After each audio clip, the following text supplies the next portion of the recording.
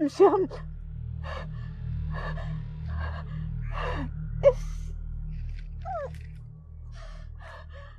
Msham.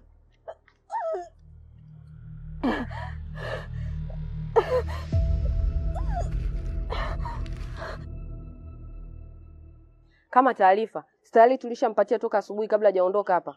Sikia nikwambie, mimi binafsi saizi maamuzi yangu ni haya nilioamua. Mimi ninachokwambia, tuvunje ule mlango. Tukatoe huo mzigo. Hapana dada. Mbona una maamuzi haraka kiasi hicho? Kwa nini tusimsubiri mwenyewe mpaka atakapokuja? Kwa hiyo wewe, unataka yule kaka watu endelee kukaa pale mpaka saa ngapi? Hiyo haiko sawa. Mimi navunja mlango. Kama hiyo kesi, wewe niachie mimi. Maamuzi yako sahihi. Naomba uwe na subira. Tafadhali. Tayari nimeshalimaliza ile swala. Una uhakika? Ndiyo, na uhakika. Dada, kama hujakubaliana na ndugu yako, mimi nitarudi baadaye. Kama swala la makubaliano, si tayari tulikuwa tumeshalimaliza. Lakini nashangaa sijui kwa nini huyu analeta ugumu. Kuwa na uvumilivu basi. Si amesema atarudi baadaye? Hivyo unajua jambo hilo likifanyika litakuwa na umuhimu gani kwangu wewe? Sawa, tumpe muda. Atakaporudi, naombeni mnipigie simu. Nitakuja kuchukua huo mzigo.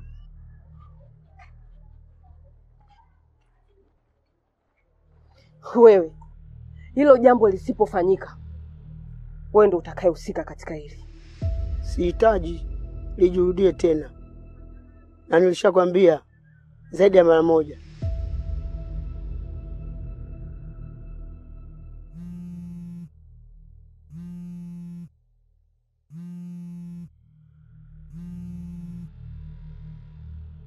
Kazi bado hujamaliza. Kazi gani? Mbona mimi nimeshaimaliza tayari? Bado.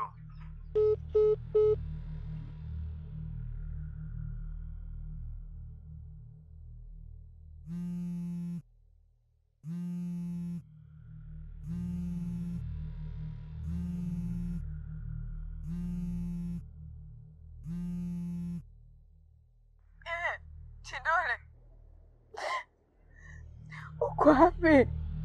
Nimekuja kufuata gari. Sasa hivi narudi. Naomba uje tusaidie. Tusaidie.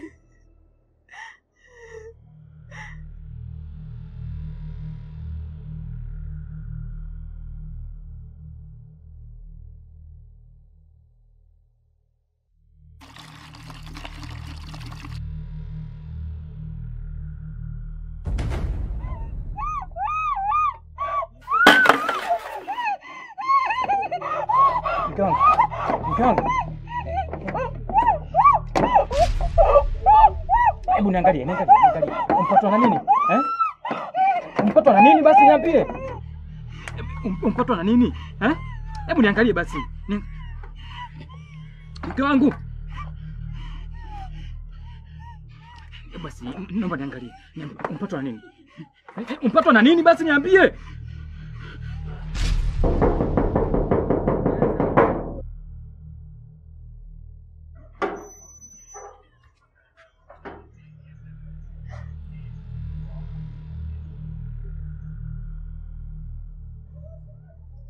Nikusaidie nini mzee wangu? Nisaidie maji ya kunywa.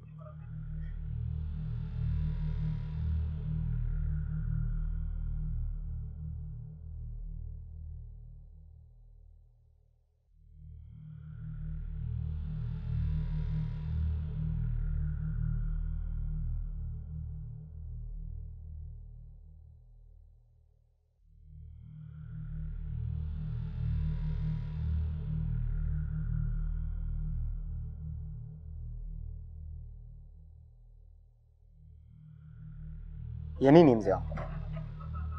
Swali hilo muulize kakako akija.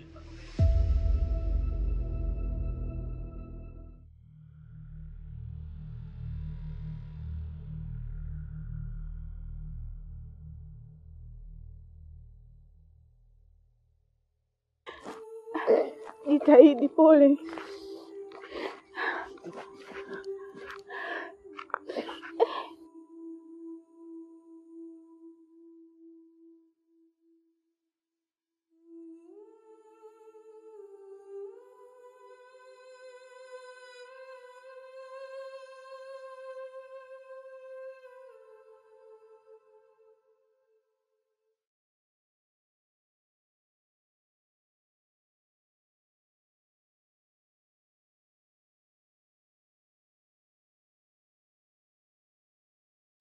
Habari zenu? Salama. Samahani, nimefuata mzigo na nishaelewana na Mshama. Mzigo? Mbona hakuna mzigo wote hapa? Sia. Si nilikwambia? Mimi namjua vizuri sana kaka. Kaka ni kigeugeu. Msham ni kigeugeu kabisa. Unaona katika hili? Atatugeuka wote hapa. Si unaona mwenyewe sasa? Basi sawa. Nitawasiliana naye. Haya, karibu. Yaani ungejua, ni bora tungempa ule kaka mwanzo. Mimi nimeanza kuona jua kabla yako. Haya yote mimi niliyajua. Mimi nadhani hujamjua vizuri kaka yako. Ninapokuwa nakuambia kitu chochote wewe unanisikiliza, mimi ni mkubwa kwako. Mimi funguo nayo muda mrefu. Ila nimehofia wewe dada. Yaani wewe ni mkorofi na ndio maana sikutaka kukwambia. Kweli? Ndiyo ninayo. Basi kailete mdogo wangu. Basi ngoja nikaichukue.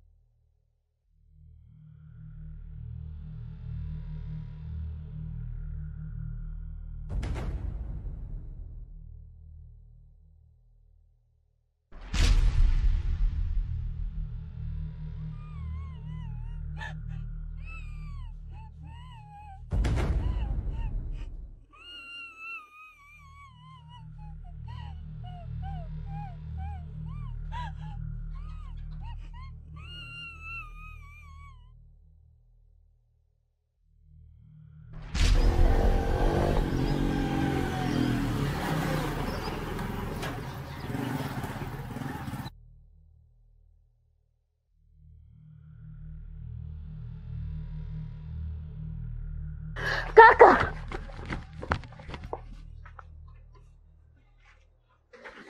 Unafanya nini? Unaenda wapi?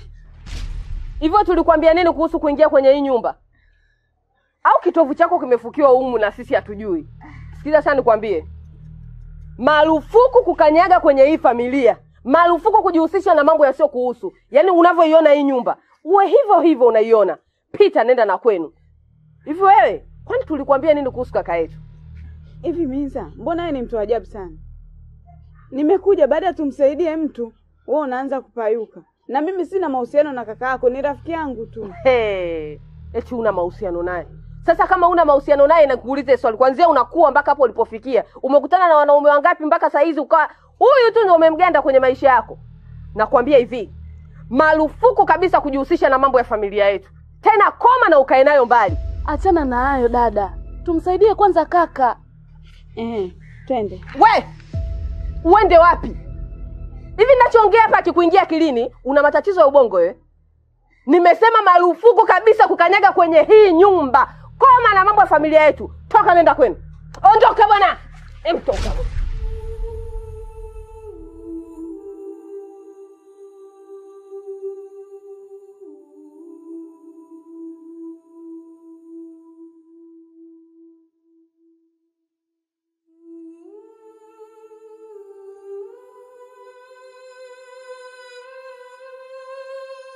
Kaka, hata kama ni rafiki yako, ulitakuwa utujulishe.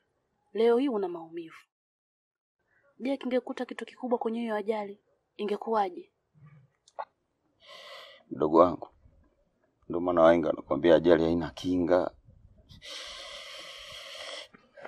Ila dada, kwa mimi ninavyoona hali yake, ni bora tu tumpeleke hospitali. Hospitali? Kwa akiba gani ya pesa ambayo upo nayo ndani mpaka tumpeleke hospitali? Mimi nadhani tumtafutie dawa ya maumivu ili apate kutulia kwanza. Na wewe, wakati mwingine wewe unajifunza hata kutokana na makosa. Hebu jifunze angalau kwanza kwa hili. Ndio maneno gani hayo? Kwa eneo lile lilivyokaa, sikutegemea kabisa kama tungepata ile ajali. Maana tulijishtukia tu tupo chini. Inawezekana kwa sababu dunia ni fumbo. Na mimi nimekusaidia kwa sababu wewe ni mteja wangu wa mikeka. Sawa, nashukuru sana. Ila babu, unawezaje kukaa kwenye eneo hili peke yako bila kuwa hata na mpangaji au wajukuu?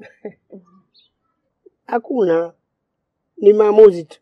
Mbona naishi vizuri? Sawa, basi nashukuru sana.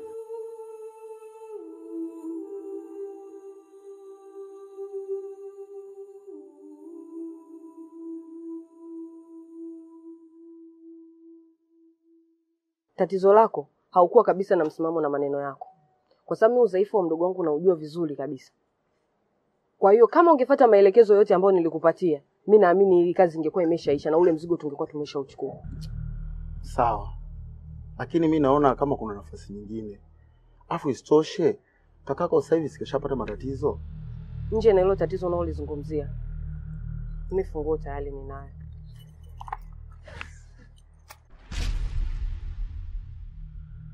Hakikisha hatufanyi tena makosa yale. Safari hii tafuta namna yoyote ambayo tunaweza kuingia ndani ya kile chumba na kuchukua ule mzigo. Sawa. Nimekumbuka. Kuna dawa nimeiweka pembezoni mwa magodoro. Naomba ukaichukue. Sawa.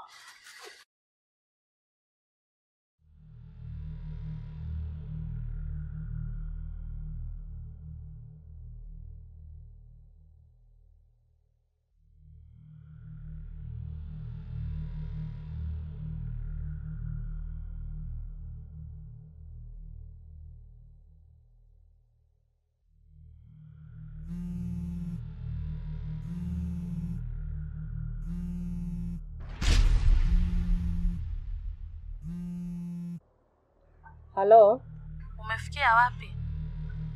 Vipi funguo ya kaka unayo?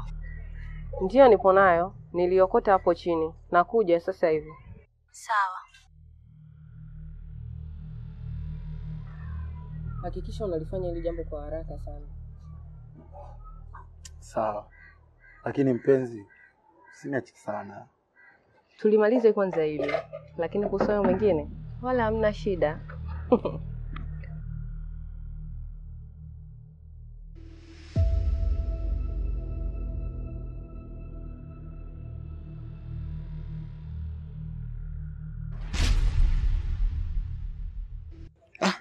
Kaka. Kuna mzee alifika kukuulizia. Pia kaniachia maagizo yako. Maagizo? Maagizo gani?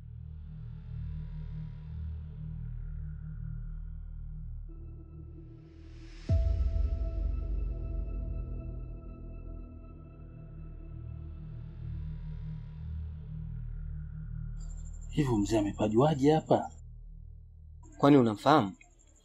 Maana kuna swali nilimuuliza kuhusiana na hiko kitu na akasema jibu unalo wewe. Swali gani ambalo ulimuuliza? Nilimuuliza hiko kitu kinahusu nini? Yule mzee huwa anapitaga sana hapo kwa ajili ya kuomba msaada. Ila anajihusisha na uuzaji wa ukili na mikeka. Na huu ndio ukili wenyewe. Aha. Yangu nazidi kuwa mbaya. Ngoja nipeleke hospitali. Nitazua maswali mengi sana. Labda nikatafute msaada. Usijali, utakuwa sawa. Ulifanikiwa kuitambua sura ya mtu aliyekufanyia hivi?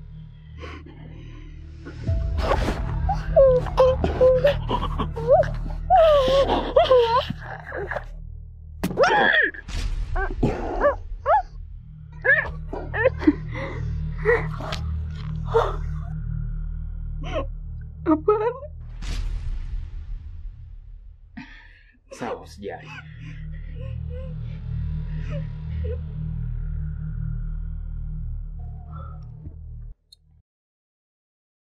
naomba twende kumsaidia mke wangu, alafu mambo mengine tutazungumza baadaye.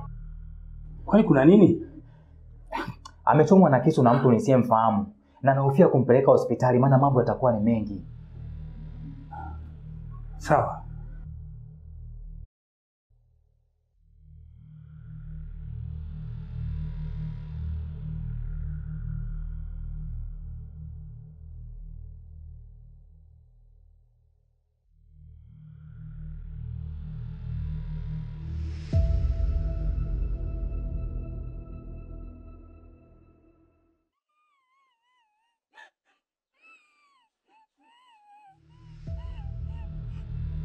Wifi.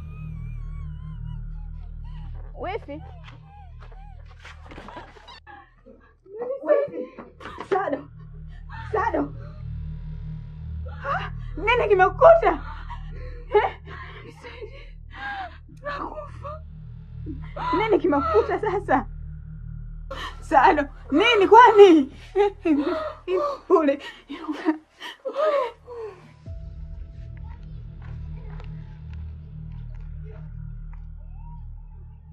Samahani kaka kuchelewesha.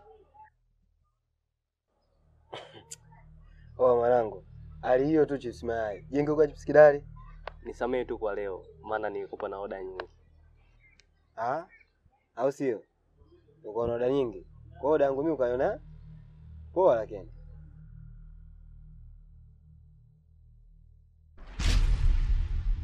Bro! Umpata nini bro?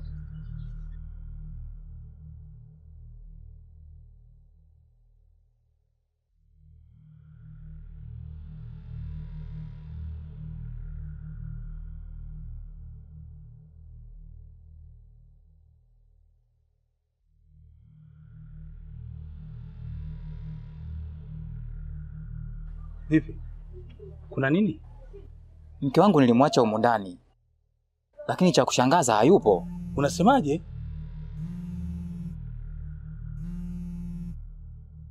Halo? Mdogo wako amedondoka ghafla hapa nyumbani kwako. Nini?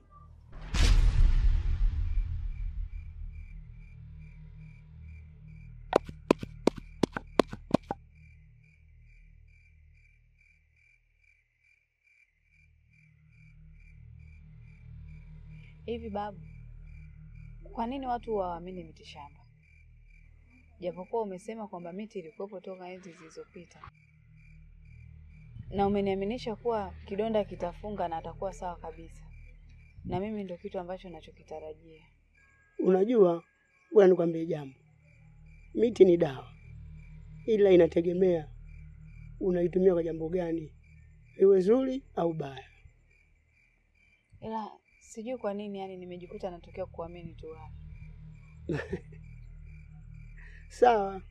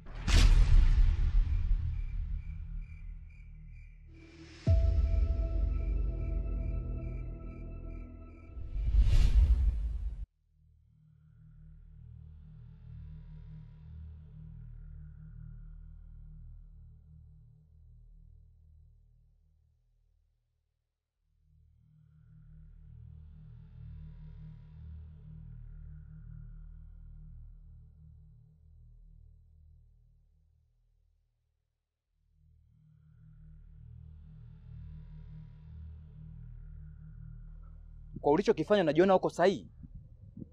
Kama ulikuwa una maamuzi mengine, kwa nini usingeniambia? Chindole, usipende kutoa lawama wakati wa matatizo. Mbona sisi jana tukukulaumu? Haya, si ulisema unakuja kufuata gari? Je, ulirudi? Lakini si uliona hali ya mke wangu? Ningeajuaje hayo pasipo mimi kurudi? Usipende kutoa lawama wakati wa shida. Hebu tatua kwanza tatizo lililopo. Twende ndani.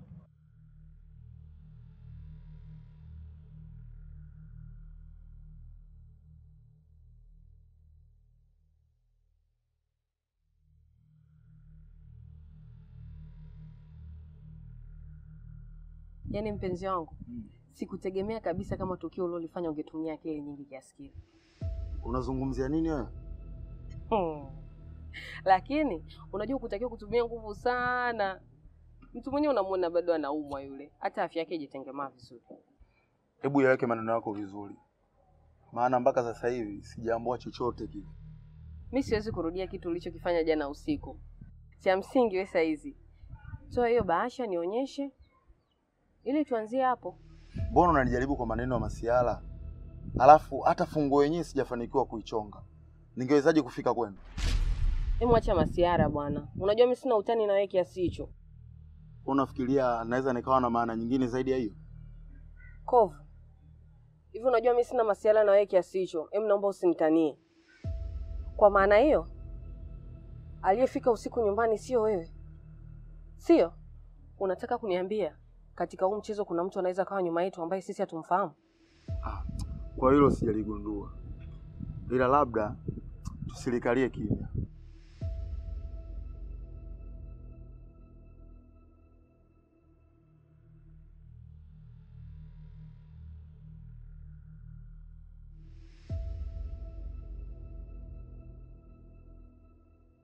Vipi? Umezidiwa tena? Siko sawa. Jana usiku wakati natoka chooni, kuna mtu kanipiga na kitu kizito sana kichwani. Lakini huyo mtu ameshindwa kuifahamu sura yake. Mbona maisha yako yana mazongezonge sana? Na mambo yanajirudia vile vile. Mara bajaji, leo mtu amekupiga. Kuna kitu gani hapa kati kinaendelea? Mimi mwenyewe nashindwa hata kuelewa.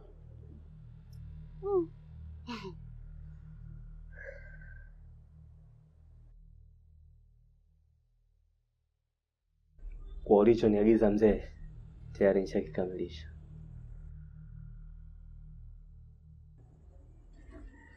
Katika kazi zote nilizokutuma, hii umenifurahisha.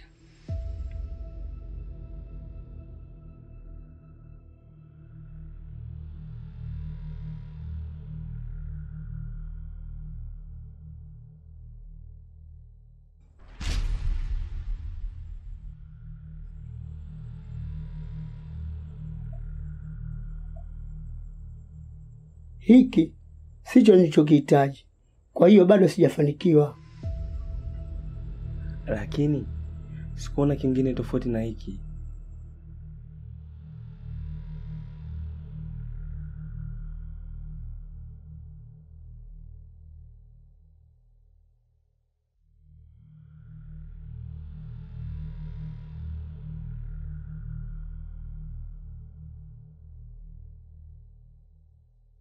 Sawa.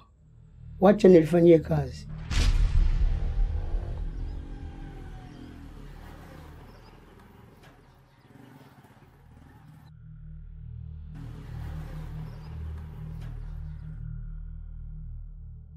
Ulikosea wapi kiwa njia ndo hii? Nilifanya vyote ulivyoniambia. Na hata hapa ndipo nilipoiangushia bajaji. Sawa. Endelea na shughuli zako. Ila ibaki siri kama tulivyoongea. Ila kaka, ishi nalo kama lilivyo. Unajua mdogo wangu, wewe ni mtu wa pekee sana ambaye mimi naikuamini. Na kuna vitu sina budi kuvifungua kwako. Unajua kuna leo na kesho, mimi naweza nisiwepo. Mbona unanitisha kaka? Maana yako ni nini? Nilivyosema ndani kuna mzigo. Sikumaanisha madini kama nilivyowaambia. Niliambiwa nitumie neno mzigo toka marehemu baba alivyokuwa hai. Lakini leo kuna ukweli nahitaji nikwambie.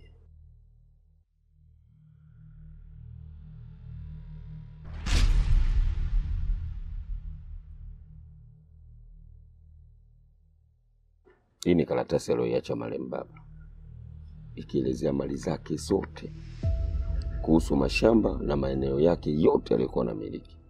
Barua hii ndiyo yenyewe, ila nilitengeneza nyingine kama hii kwa sababu ya kumhofia dada yako ana tamaa. Mbona sasa kuna watu walikuja hapa wawili, ila kila mmoja alikuja kwa muda wake, lakini kuna mwingine aliulizia huo mzigo na akisema wewe kwa ndo umemtuma. Na ndio maana nilikwambia kuwa makini na dada yako, kwa sababu hakuna mtu wote aliyomwagiza je.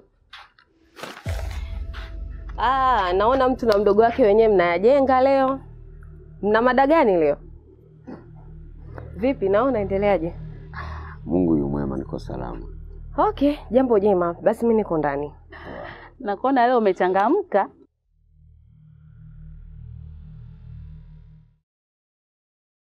Asante sana wifi kwa kunisaidia. Maana pasipo wewe ingewezekana leo hali yangu ingekuwa mbaya zaidi. Ila kuna siri nahitaji nikwambie. Najitahidi sana uitunze. Maana bila hivyo maisha yangu yatakuwa hatarini. Siri? Siri gani? Na kwa nini kuniambia kipindi chote? Nilisi mimi ndo nitakuwa chanzo cha kuleta mtafaruku katika familia yenu. Kwa hiyo mimi sipaswi kufahamu hiyo siri. Na huyo ndiye mtu sahihi kumwambia kwako, si ndio?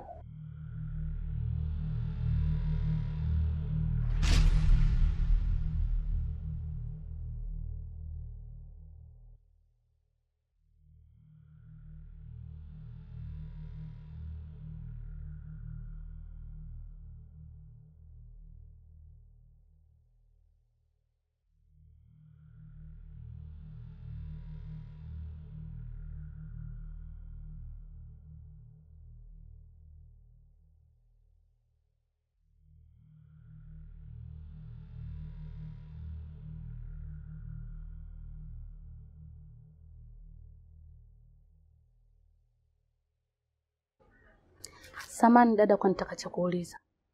Kwani wewe na kaka kuna nini kati yenu? Kwani yeye alizungumza nini kunihusu mimi? Mpaka unaniuliza? Itakuwa kuna kitu mliongea. Hapana, hatukuongea jambo baya. Ni katika hali tu ya kutaka kujua vitu mbalimbali katika familia yetu. Unajua mdogo wangu, hakuna kitu kizuri kama usawa katika familia. Kuwepo tu na usawa pasipo kujali mwanamke wala mwanaume. Lakini alichokosea marehemu baba, alimpa sana kipaumbele kaka katika mali zake. Kila kitu anachokijua ni mshamu. Na ndio maana mpaka leo tunabaki kuishi kwenye nyumba moja na kuaminishwa tu kwamba ndani kuna mzigo wa madini. Mimi nachoona bora yauzwe. Kwa maana hiyo baba angekuwa anamiliki mashamba na nyumba, ina maana wewe ungeuza, si ndio? Kwa maisha gani mazuri ambayo tuko nayo mpaka tusiuze? Mimi ninachokiona bora vingeuzwa, kila mtu afe na chake. Sawa.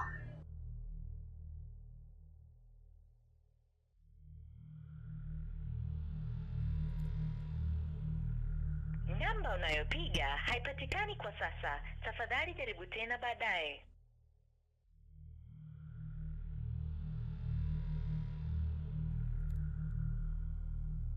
Namba Sijawahi kufikiria hata siku moja kama na wewe pia unaweza kuwa na akili za kijinga na za kipumbavu kama ilivyo kwa kaka yako wewe. Hivi kaka, mbona unanipokea kwa maneno machafu kiasi hiko? Ustaarabu ndio kitu cha kwanza. Mimi na wewe tuna muda gani hatujaonana? Unajua mimi kimenikuta nini? Kabla wewe kupewa taarifa za Nugget kuanguka. Alafu wakati mwingine unapozungumza na mimi, jaribu kuzungumza na mimi kwa heshima. Unasikia mpuzi wewe? Unachokifanya hapo ni kujitetea tu kwa sababu ulikuwa mbali na hapa nyumbani. Hivi, katika akili yako ya kawaida, katika akili yako ya kawaida, unawezaje kumwacha mgonjwa ambaye ameshakwambia kwamba tayari miguu yake imeacha kufanya kazi kisawa sawa? Na akaamua kuondoka kwenda kufanya mambo yake ya kijinga sio julikana kama ni mambo gani alikuwa ameenda kufanya huko. Na kumwacha mgonjwa hajui hata hatimaye kwamba itakuwaje. Sawa kaka. Lakini kama yeye kakosea, sisi hatupaswi kurudia makosa yake. Cha msingi tumchukue tumpeleke hospitali. Na sio kuanza kugombana saa hizi. Sio vizuri. Hapana. Kaka amesema nisiende kokote pale mpaka atakaporudi.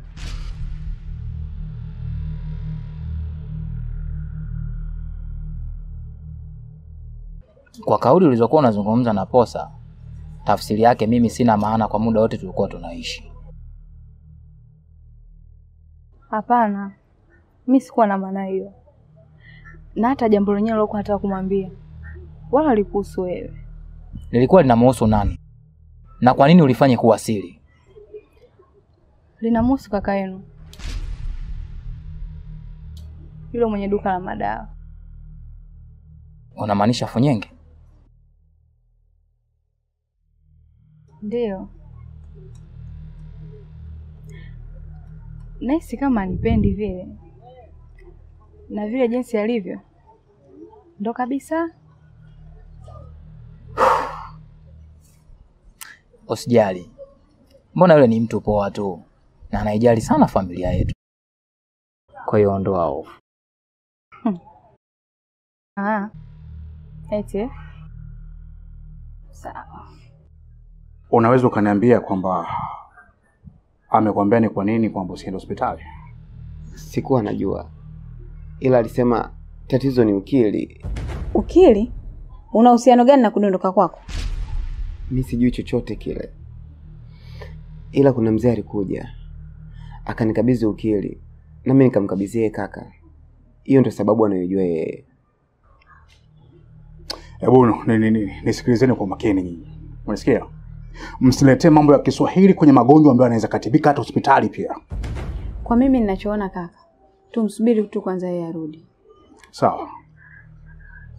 Mimi nakuachia jukumu wewe. Baada ya hapo utanipa majibu. Ni nini kinachoendelea? Sawa.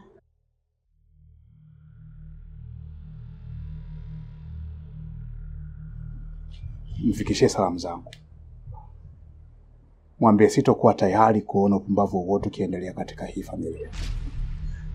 Nitamweleza hivyo.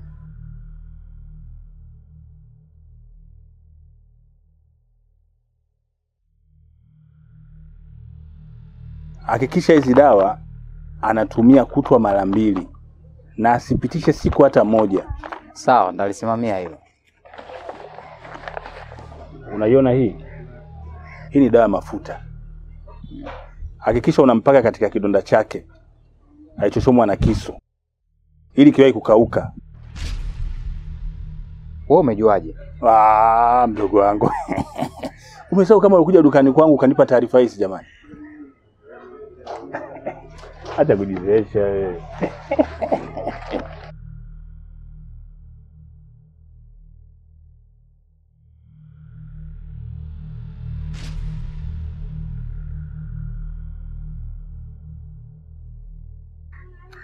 Shemeji, unaendeleaje?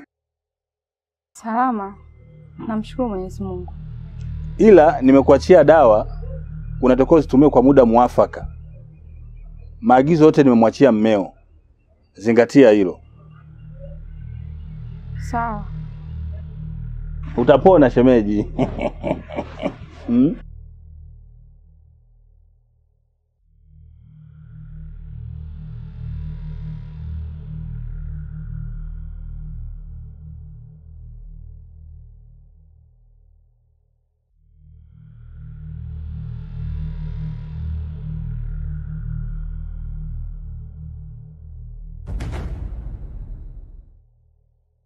Unafanya nini?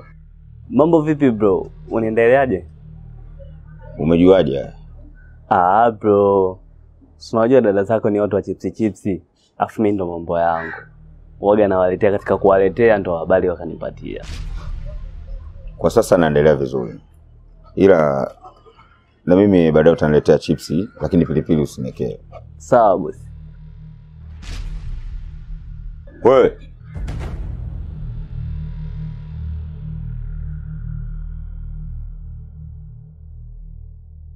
Mangushe.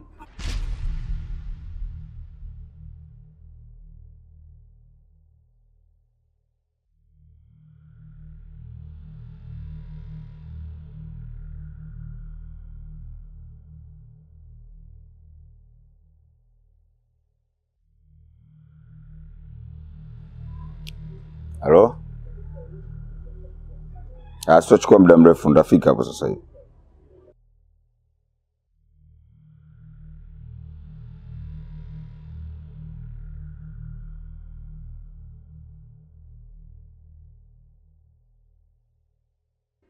Oya, wewe. Bro, unahitaji chips yai au chips kidali? Achana ujinga huo. Nisikilize kwa makini. Kuna jambo nataka unisaidie. Lakini linahitaji siri. Jambo gani hilo? Familia ya mzee ule unaifahamu? Ndiyo. Si wale madada wawili na kakao mmoja anaitwa Msham na babao amefariki miaka miwili iliyopita. Upo sahihi kabisa. Sawa sawa. Sasa mimi nataka umfuatilie Msham. Hauoni kama utaniletea matatizo ikiwa jana tu katoka kuvamiwa na kupigwa? Kwani kipi unachokihitaji kutoka kwake? Kinachotakiwa ni wewe kujua muda anaotoka na kuingia. Na ninachokitaka haupasi kujua kwa sasa. Sawa bro. Ila inabidi unipoze kidogo. Kuna kazi isiyokuwa na malipo. Fanya kwanza hiyo. Siwezi kumeza dawa ikiwa nimeshapatiwa matibabu na naendelea vizuri. Sasa kwa nini kuzikataa alipozileta? Unajua kuna vitu vingine sio vya kulazimishwa, ni hali yako tu. Na kama hutaki sawa, ila usinisumbue katika kuumwa kwako. Kwani wewe na kakako dhumuni yenu ni moja? Na kama mmeamua hivyo basi fanyeni kwa uwazi na sio kujificha ficha. Unajua wewe nashindwa kukuelewa. Yaani kama kuna vitu unanificha ficha, si uniambie. Kaka yangu kafanya hivi kwa upendo kukuletea dawa. Upendo? Upendo gani? Upendo unataka kuniua? Wewe unamuita kaka kuelewa hapa? Tulichoma mimi kisu.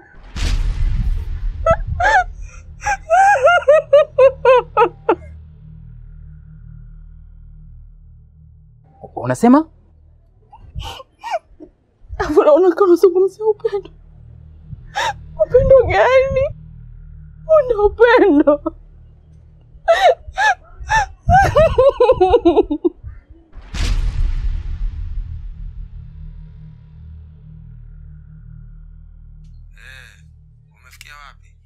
Kwa ninachokiona mzee, kile kitu ambacho tunachokitafuta kuna mtu mwingine naye anakihitaji.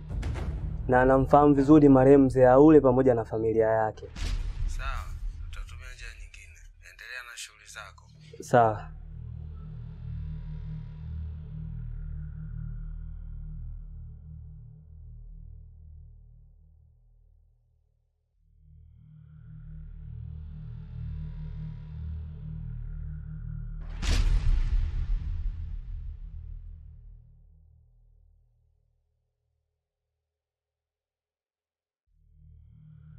Naomba usitumie muda mrefu sana.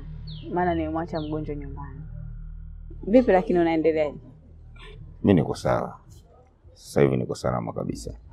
Lakini dhumuni la kuita hapa inabidi tukaikamilishe ile biashara. Ajali kweli ilitukwamisha na tumeshindwa kuikamilisha ile jambo. Inabidi tutenge muda ili mradi tukakamilishe. Sawa. Haina shida. Ila kwa sasa ningeomba kwanza mdogo wangu akae sawa ndio tungeenda. Sawa.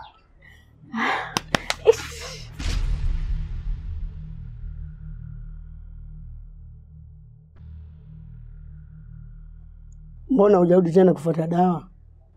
Mdogo wangu amepata na matatizo. Ndio maana nimeshindwa kurudi.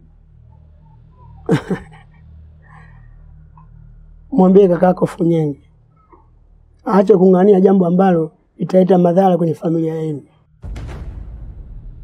Unamaanisha nini? Asipokuwa makini atakufa mmoja baada ya mwingine.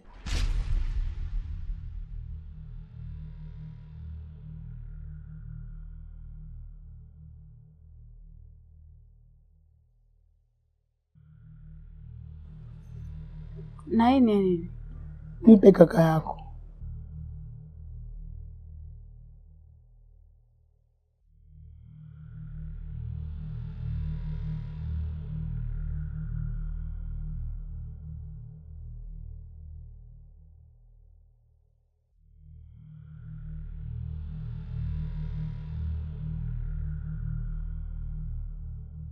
Huyu mzee unamfahamu?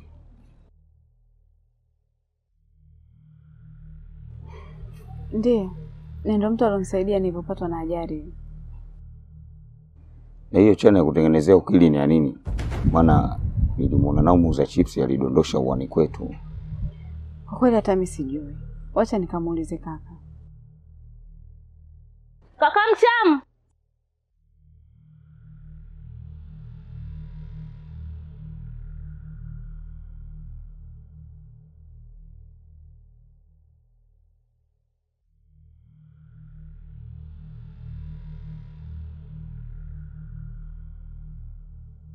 Namba unayopiga haipatikani kwa sasa.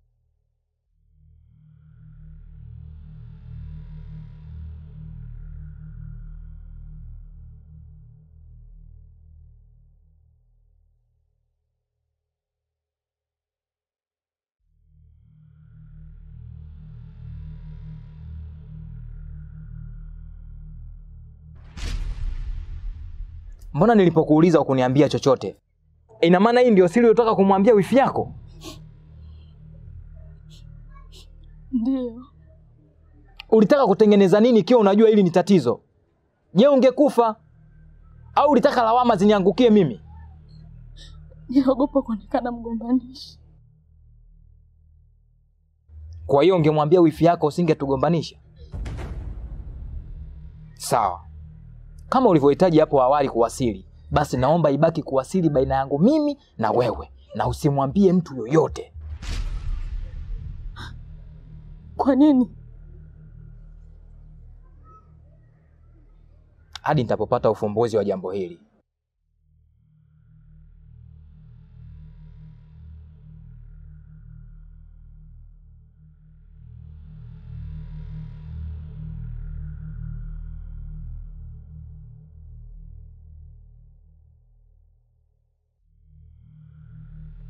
Za saizi.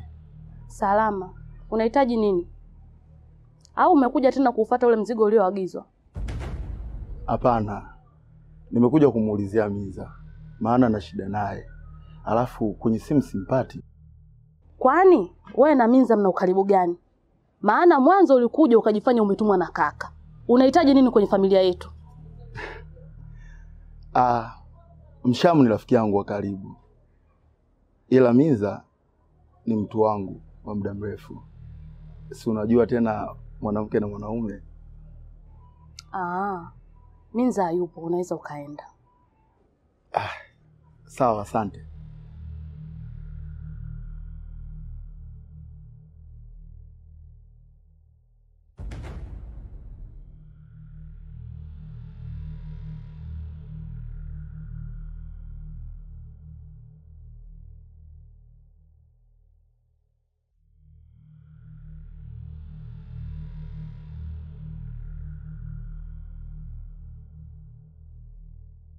Kwa jinsi ninavyoona mzee, ili jambo linazidi kuwa zito na sijui kama tutafanikiwa, maana kuna mtu naye analifuatilia ili jambo, anaitwa Kovu. Na ameniachia mimi nilifuatilie. Hawezi kufanikiwa kwa sababu jambo hili ni gumu, na huyo kijana mimi namfahamu. Kivipi? Huyo kijana ameagizwa na mtoto wa pili wa mzee Haule ili awazunguke wenzie. Kweli jambo ni zito. Ndiyo. Sina budi kutembelea kaburi la marehemu baba yao Kombe Haule.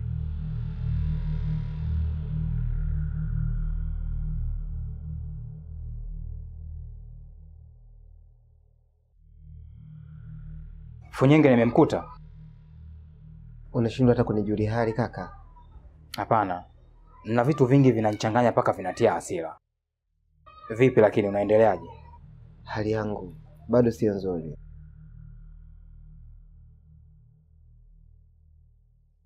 Pole sana. Utakuwa sawa. Umepata dawa? Hapana. Namsubiri kaka Funyenge mpaka atakaporudi. Kwani alivyotoka alisema anaelekea wapi? Sijajua. Ila alisema hatokawia kurudi.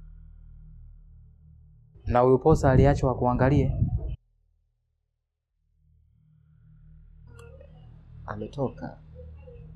Ameenda dukani. Sawa.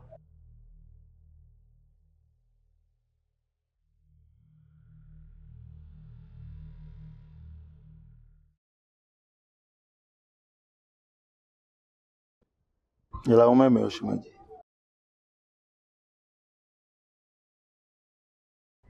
Vipi, mbona kama huko sawa? Na kuna kitu gani kinaendelea? Maana niliona kisu kina damu, alafu kama kuna vitu sivielewi vile. Hakuna kitu shemeji. Ila kodi ya mwezi uliopita si umeshamaliza? Kwa sababu mimi ndo nilikuwa mdhamini wako. Nimemaliza muda mrefu tu. Kwani mumeo haja kutaarifu? Sawa. Nilishajisahau. Si unajua mambo mengi.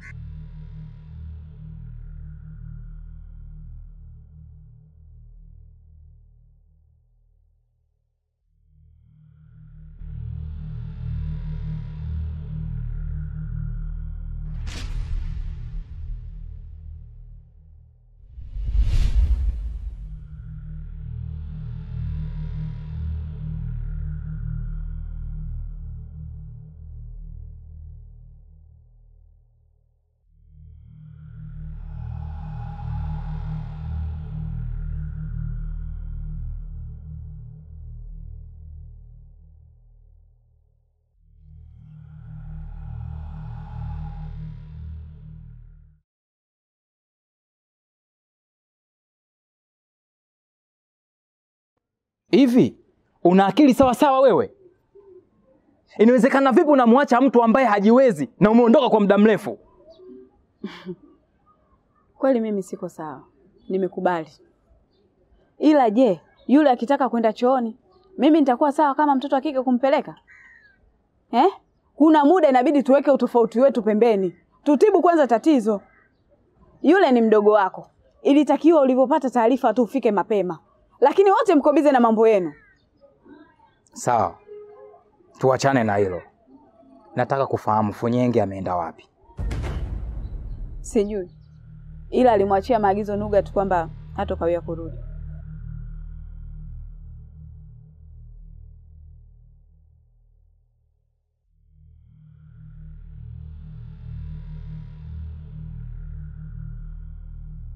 Kwani kaka ulielekea wapi? Ndugu wangu nilikuwa hapo juu kidogo. Kuna mtu nilienda kukutana naye na unajua alikuwa ananyosha miguu. Yule kijana aliyesema umwagiza mzigo alikuja tena. Na ujio wake anamuulizia Daminza. Ila unajua nini mdogo wangu? Siwezi kuibadilisha maana yangu. Lakini kikubwa mno natakiwa uwe makini sana na ndugu yako kama nilivyokuambia. Kwa nini usitumie busara ya kumuita na kukaa naye chini mkazungumza? Hilo jambo mdogo wangu ni jambo gumu sana. Na ile jambo lishindikanika tokea marehemu baba kwa yuko hai. Kiufupi nikwambie tu. Kwa sasa uwezo wewe kufanya kitu chochote juu ya hilo jambo. Ila hakunaga kitu kisichokuwa na mwisho. Ila ipo siku naamini atajua anakosea wapi. Dada, hapa mimi naona tutaumiza kichwa tu. Tutaenda kumsubiri kaka mpaka muda gani? Na hali yangu inazidi kuwa mbaya. Mimi ninavyoona ugonjwa si wa kutibiwa hospitali. Kwa hiyo wewe wazo lako liko wapi? Mimi ninavyoona mnipeleke tu kwa mtaalamu wa jadi. Kwa mimi binafsi yangu sina mtaalamu yote yule ambaye namfahamu. Ila kuna mzee anajua dawa za mitishamba ambaye amenisaidia mimi nilipopata ajali. Kwa nini tusianzie hapo? Anawezekana akawa nalo la kufanya. Sawa. Ngoja basi nikaongee naye alafu tumsikilize atasemaje.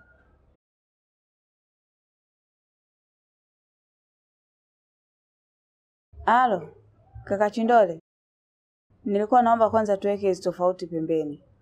Nataka uje hapa ukae na mgonjwa huyu. Mimi kuna sehemu nikamwangalizie dawa.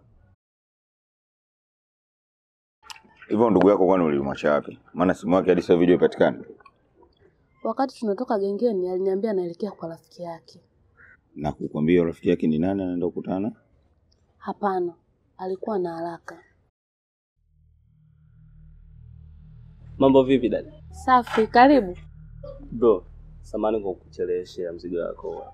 Sawa, lakini mimi nimeshakula ndugu yangu. Lakini usijali. Lete tu. Usijali. Kuwa na amani ndugu yangu. Shukrani. Poa, karibu.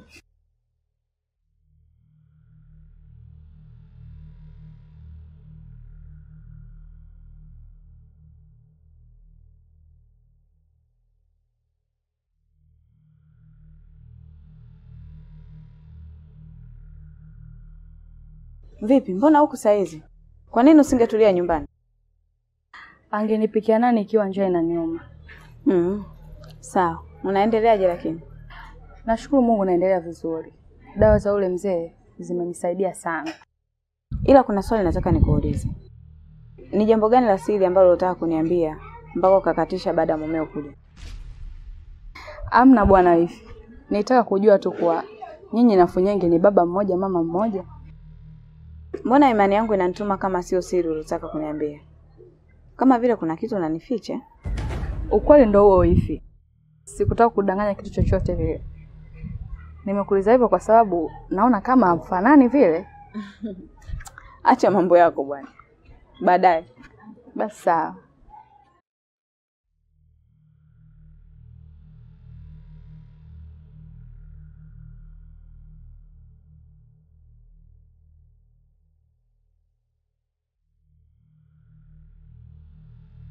Kwa maelezo hayo yote nilikupatia kuhusiana na mdogo wangu, unahisi dawa gani ambayo inaweza ikamsaidia?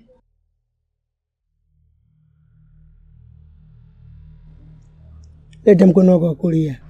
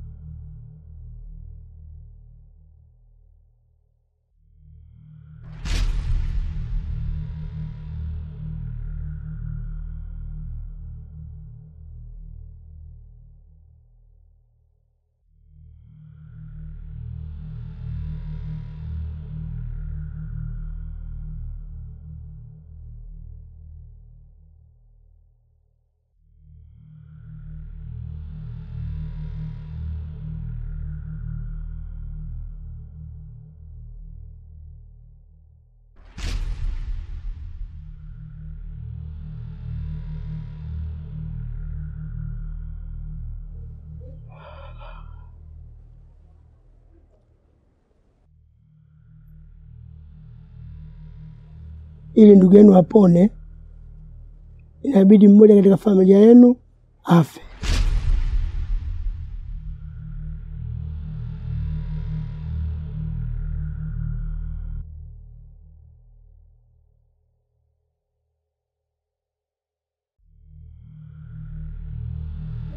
Kosa langu ni nini kwako? Ikiwa mipango tumeipanga mimi na wewe na ikawa ya siri. Kama ajali kuitengeneza, nimefanya vile vile ulivyoniagiza. Na swala la posa kutokufa kwenye ajali haikuwa mipango yangu. Sasa kwa nini wewe unataka kunigeuka na kuhitaji kumuua mke wangu? Au ulitaka inigeukie kesi na kuonekana mimi muuaji ili ujimilikishe zile nyumba? Hujui maana yote katika hilo. Ni kweli mimi ndio nilimchoma kisu mke wako. Kwa sababu mipango yote tuliyopanga mimi na wewe, yote ameijua. Na ilikuwa ngumu kukwambia kwa wakati ule. Kwa sababu tayari wewe uko ushaenda kwenye tukio. Alijuaje? Ikiwa hii mipango ni ya mimi na wewe na hakuna mtu mwingine anayejua. Hilo jambo ni la kukaa na kuzungumza kwa urefu. Hivyo hatuwezi kuongea katika mazingira kama haya. Na kwa nini ulikuwa upatikani kwenye simu? Sikupatikana kwa sababu ya ugonjwa wa Nugati. Ila ndio nalishughulikia. Jitahidi, fanya unavyofanya. Hakikisha mke wako unamchunguza. Na ukishindwa, nipe jibu nifanye maamuzi yangu mengine. Nadhani tunaelewana. Sawa. Nimekuelewa.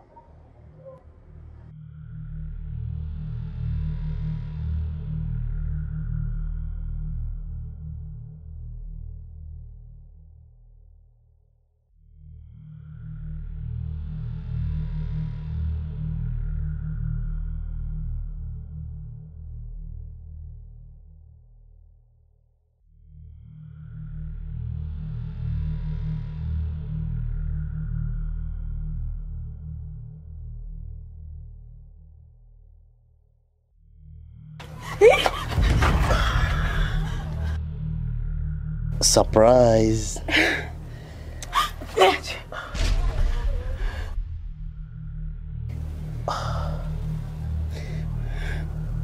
Posa, sasa mbona umebadilika? Haujafurahi kuniona? Au hujafurahia uwepo wangu mimi kurudi hapa mtaani tena, si ndio? Sio kurudi tu, sikuhitaji tena katika maisha yangu. Hukuwahi kuwa na faida yoyote ile, wala kuniongezea kitu chochote katika maisha yangu. Sikuhitaji. Sasa Posa, mimi kosa langu ni nini? Au kipi ambacho nimekosea? Yaani kutoka hapa mtaani kwenda kutafuta maisha. Kwa hiyo ulikuwa unataka nikae hapa mtaani niwe na ganga, naomba marafiki, naomba majirani ili niweze kutimiza mahitaji yangu madogo madogo. Ndio hicho ulichokuwa unakitaka. Mimi nimekosa nini sasa? Unaona nimerudi nimebadilika. Kwa nini usikae tuzungumze ili tuweze kuelewana vizuri?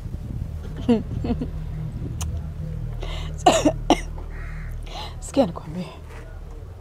Kama ulivyoondoka kwa siri bila kunipa taarifa, basi ndivyo hivyo mimi nakupa taarifa kuwa sikuhitaji, sikutaki, sikupendi. Hapana Posa, usifikie kwa serious hivyo. Haya mambo yanazungumzika, tukae tuzungumze mpenzi wangu. Unataka kujua kwamba nimerudi na nini kwa ajili yako? Naomba tukae tuzungumze please. Katika maisha yangu huwa sitoagi nafasi ya pili. Nafikiri umenisikia mkangu. Maisha mema. Usifanye hivyo. Posa. Posa. Uko serious kwa hivyo?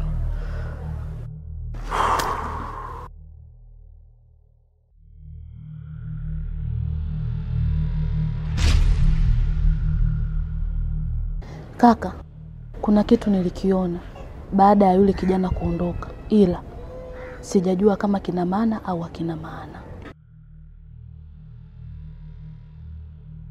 Kitu gani hicho? Na mbona hukuniambia?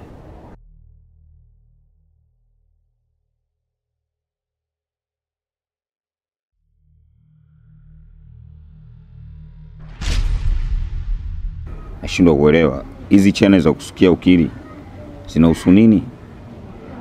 Kwa sababu hata ule muuza chips alidondosha kama hii hapa uwanjani kwetu, ila nikamrudishia. Cha kustaajabisha, hata Posa amepatiwa kama hii na mzee ambaye mimi simfahamu. Nahisi kutakuwa kuna kitu kinaendelea katikati. Mdogo wangu, kwenye maisha ogopa sana kuwaiwa, bora uwai wewe. Maana yako ni ipi kaka?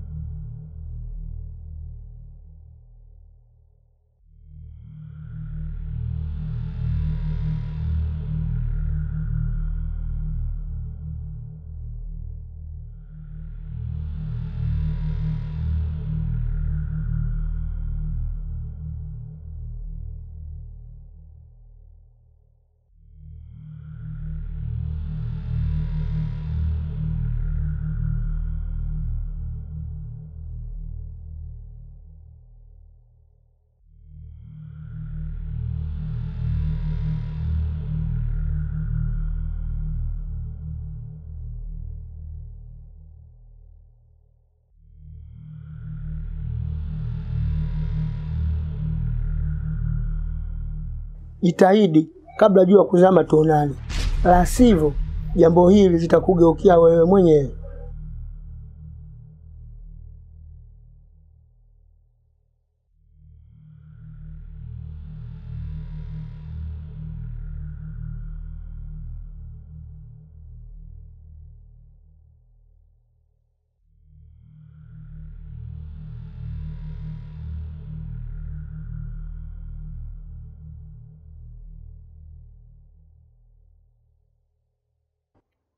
Ulikuwa wapi?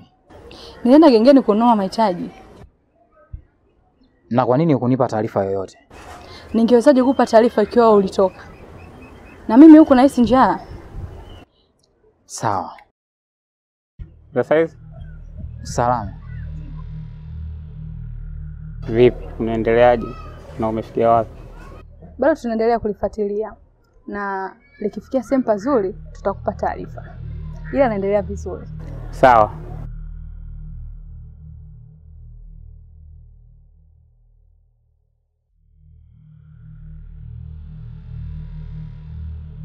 Yule ni nani? Na amekuja kufanya nini hapa? Ha?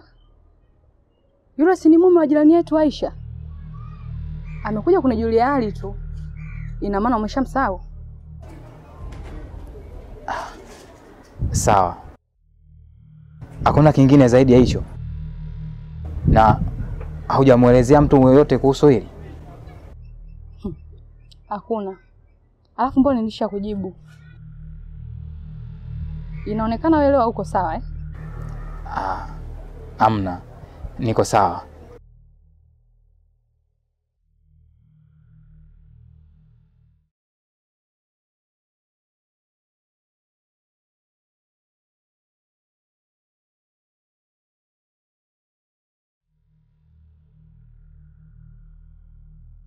Hivyo unajua mimi naye tunapishana wapi? Tunapishana kwa sababu unahitaji kufuata vile ambavyo mimi nataka. Ulikuwa wapi na mbona simu yako haipatikani? Hivi Mshamu. Hivyo unaniona mimi kama mtoto mdogo, si ndio? Sikia sana nikwambie. Sina utoto huo. Yaani wewe unataka ukiwa unaenda unarudi unikute hapa pato nyumbani nimekaa. Hem nikuulize swali. Ukiwa unanikuta hapa nyumbani muda wote, nikikwambia kwamba unitimizie mahitaji yangu, utaweza kunitimizia?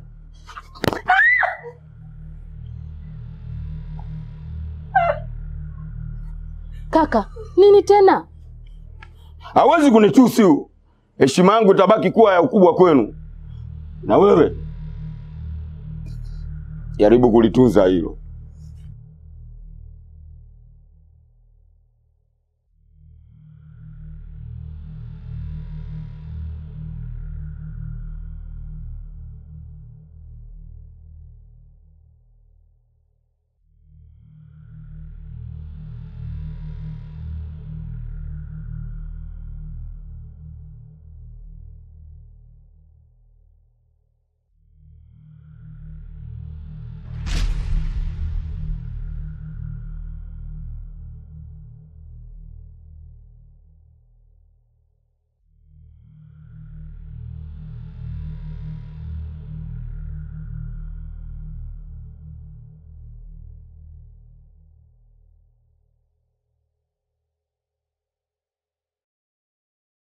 Kaka.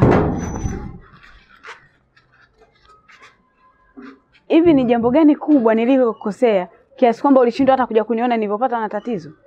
Sio kwamba sikusikia. Ila wakati napata taarifa kuhusu wewe juu ya tatizo lako, na ndio muda huo huo Nugati naye amepata tatizo, nikashindwa kujigawa. Sasa nashangaa nyinyi kama familia mnaanza kunilaumu. Sawa. Hilo nimekuelewa. Ulisema Nugati asipeleke hospitali. Je, ulifanya maamuzi gani? Zaidi ya huo ukimya wako na simu yako kutokupatikana? Mimi naona narudia maneno ni yale yale ambayo nimemwambia Chindole. Kiufupi, kuhusu ugonjwa wake nitaushughulikia. Sawa, subiri. Kuna ukaribu gani baina yako na huyu mzee alionipa hii chani ya kutengenezea ukiri?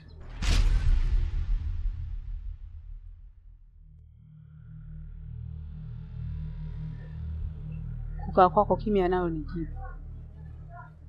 Basi, kuna kitu itakuwa kinaendelea.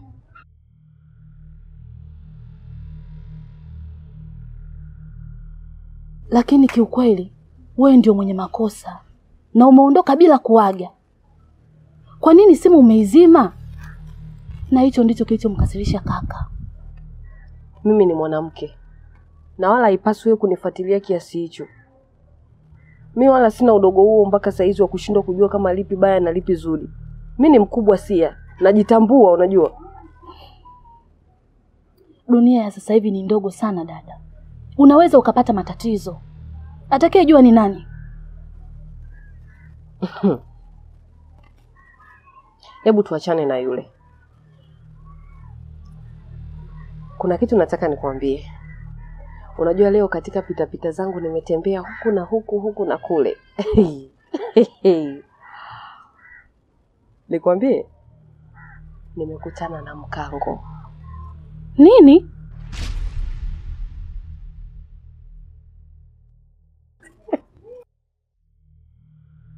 Ndiyo. Tena karudi kwa matashiti.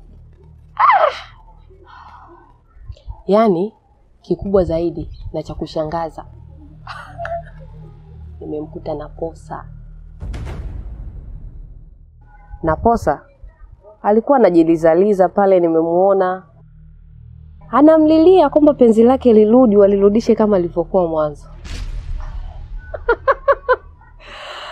Oh.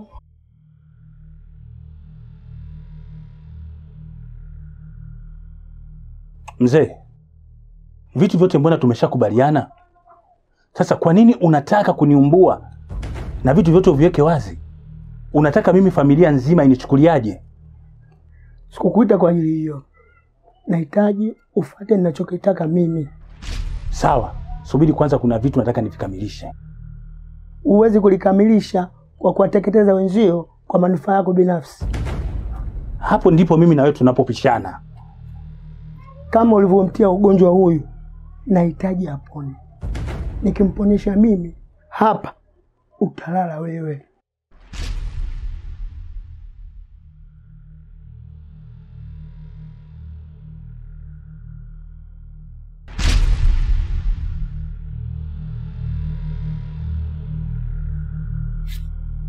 Ulichotakiwa kukifanya ni wewe kurudi nyumbani kabla ya mimi kuliona hili. Lakini mjomba, Funyenge ni mume wangu wa ndoa. Nisingeweza kuchukua maamuzi haraka kiasi hicho. Mbona unaongea vitu viwili kwa wakati mmoja ambavyo mimi sivijui? Kwani yule mwanaume anakulisha nini wewe? Mtoto akiweka haja kwenye kiganja huwa hakikatwi, kinasafishwa. Sawa mjomba, mimi nimekuelewa.